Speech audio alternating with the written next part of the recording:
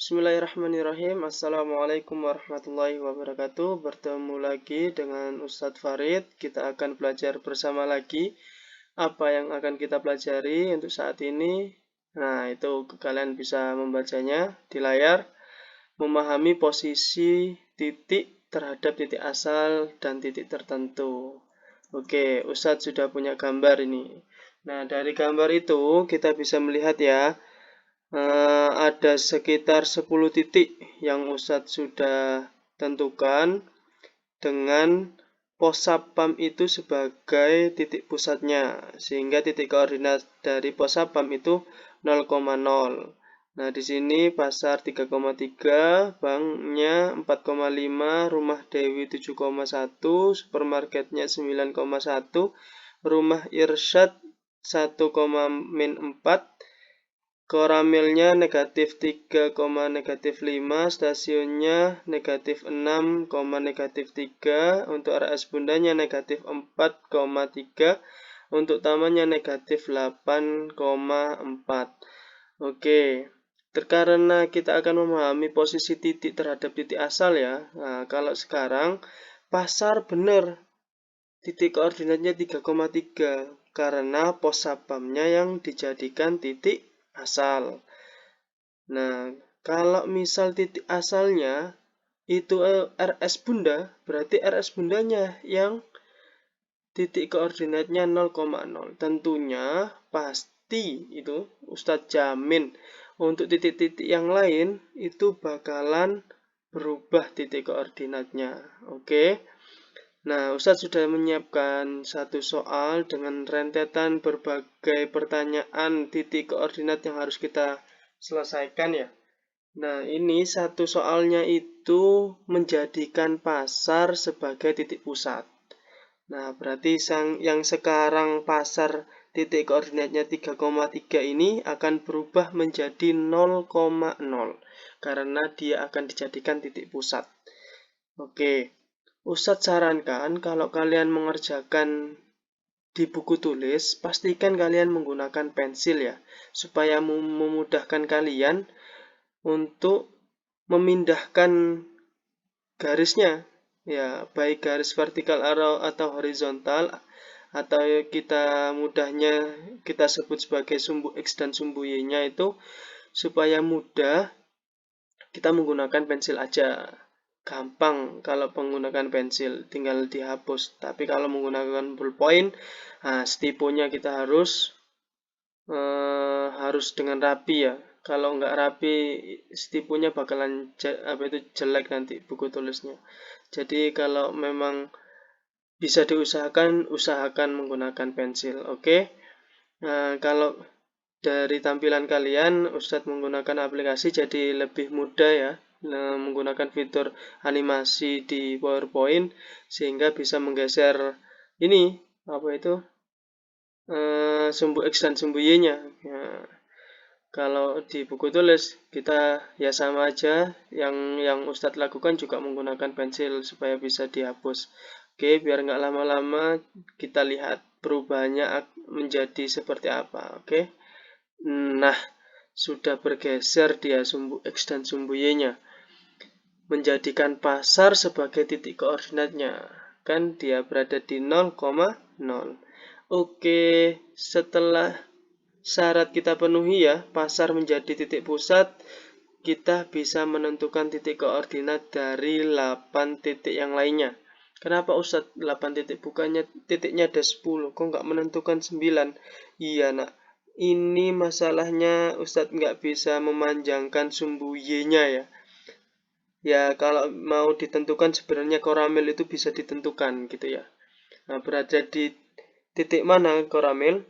Nah, kalau kita lihat di sini berarti dia sejauh negatif 6 untuk sumbu X-nya atau yang kita kenal sebagai absisnya, kalau ordinatnya sejauh negatif 8 ya.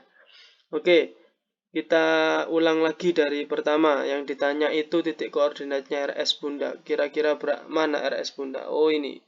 RS Bundanya di sini. Berarti kita bisa menentukan kalau RS Bunda itu letaknya di negatif 7, 0 ya.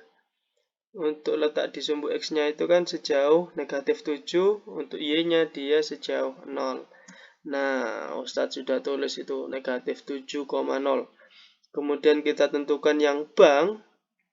Itu kalau di sini banknya ada di sini, berarti bank itu terletak sejauh 1 di sumbu X dan sejauh 2 di sumbu Y.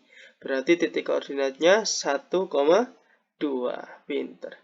Nah, sekarang yang ketiga menentukan titik koordinat rumah Dewi. Nah, kalau rumah Dewi ada di sini berarti titik koordinatnya itu 4, negatif 2 ya. Di sini kan sejauh 4 di sumbu X dan sejauh negatif 2 di sumbu Y. Oke, Ustadz tulis 4, negatif 2. Kemudian selanjutnya taman. Mana taman? Kita cari taman. Oh, ada di pojok sini ya. Nah, kalau melihat posisi taman ada di sini, berarti kita bisa menentukan bahwasanya taman ini terletak di negatif 11,1 ya. Untuk absisnya itu negatif 11, untuk ordinatnya dia 1. Oke, Ustadz tulis negatif 11,1. Sekarang pos sapamnya. Pos sapamnya tadi yang awalnya itu 0,0 karena sudah diubah titik pusatnya, dia berubah juga titik koordinatnya. Yang awalnya 0,0 dia berubah menjadi negatif 3, negatif 3. Oke, Ustadz sudah tulis. Yang berikutnya ada supermarket. Supermarket ada di sini. Berarti kalau kita lihat dari gambar itu supermarket terletak sejauh 6 di sumbu X dan sejauh negatif 4 di sumbu Y. Berarti titik koordinatnya 6, negatif 4. Oke, tinggal 2 lagi yang perlu kita selesaikan. Selanjutnya stasiun. Mana stasiun? Oh, di sini stasiunnya ya.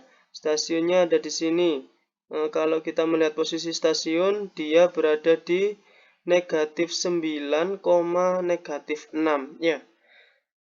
Untuk di sumbu X itu kan dia berada di sejauh negatif 9 ya. Untuk di sumbu Y-nya dia berada di negatif 6.